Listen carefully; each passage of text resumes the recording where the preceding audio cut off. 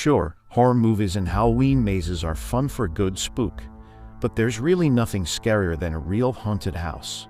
In today's video, we will tell you about the 5 most mysterious and scary real haunted houses. Enjoy watching. Socialite, journalist, and famed party host Patricia Muntenden moved into an apartment on San Francisco's famous crooked block, Lombard Street, in 1960. She lived happily in her Russian Hill abode for 8 years, until things began to go awry following an astrology-themed party she hosted in the apartment. In her memoir, The Intruders, Muntenden attributes a series of hauntings that culminated in a corporal tragedy to the bizarre behavior of a disgruntled tarot card reader who may have cursed the apartment the night of that fateful party. From eerier laughter and faint music seemingly coming from within the apartment on repeat to constant rushes of cold winds despite locked doors and windows, and strange disembodied footsteps, the paranormal events were stacking up quickly. But Muntenden was also the victim of physical crimes following the party, including a robbery, harassment, possibly arson, and more. After a tragic fire at the apartment and the premature passing of 3 of her close friends, all of whom had separately lived in the apartment between 1968 and 1969, Muntenden set off on her own investigation to uncover the root of the apparent curse on 1000 Lombard Street.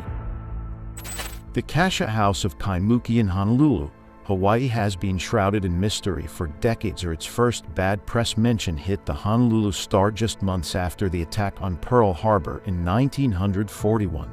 According to the article, police responded to a call from a woman shouting, "She's trying to kill my children!" When they arrived, they found a young Hawaiian boy, his 3 sisters, and his mother all shrieking and being tossed around by nothing.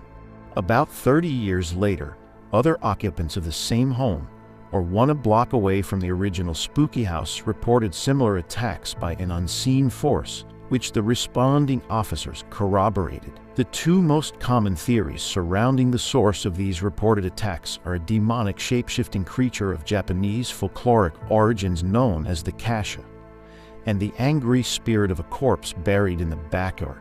Though it has since been torn down and replaced by condos, the dark energy still lingers, according to locals and residents.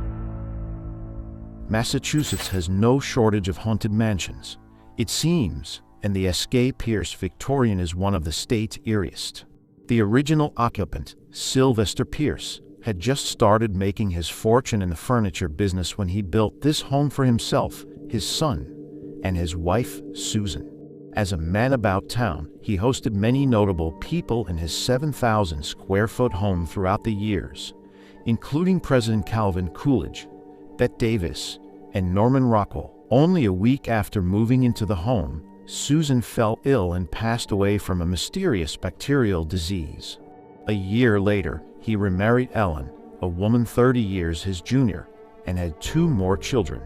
Years later, when both Sylvester and Ellen had passed away, his sons embarked on a fiery feud about the property as well as the furniture company. But the Great Depression swept in and made their choice easier since the company basically went bankrupt. The youngest son, Edward, was given control of the home when he turned it into a boarding house. It became a hotspot for illicit according to local lore. As a result of these violent ends, guests have reported every kind of haunting imaginable, from visions of apparitions to flying objects, disembodied sounds, pressure, temperature drops, and more.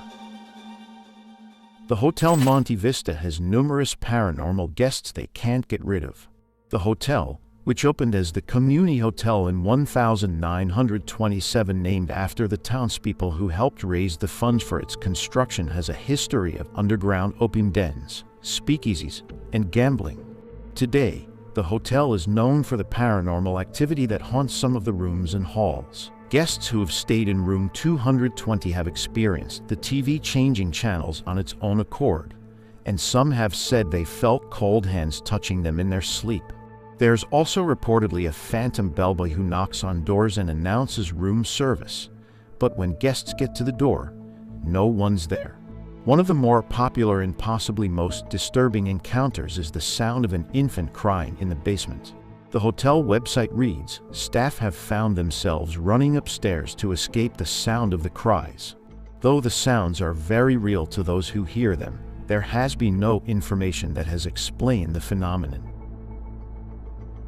In 1937, millionaire inventor Norman G. Baker posed as a doctor and turned the hotel into a hospital that he said could cure cancer. Have the chills yet? Baker, who had a fetish for purple, painted many sections of the hospital in the color, and today the chimneys remain that same color. In addition to wearing purple shirts and ties, he drove a purple car as well.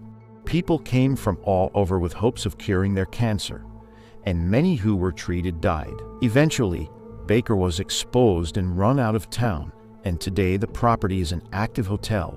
It's said to be haunted by several ghosts, including a bearded man wearing Victorian clothing and a 5-year-old girl. Subscribe to our channel now for more haunting tales and bone-chilling stories. Turn on notifications to never miss a video from us. Don't forget to support us with a like and write any comment.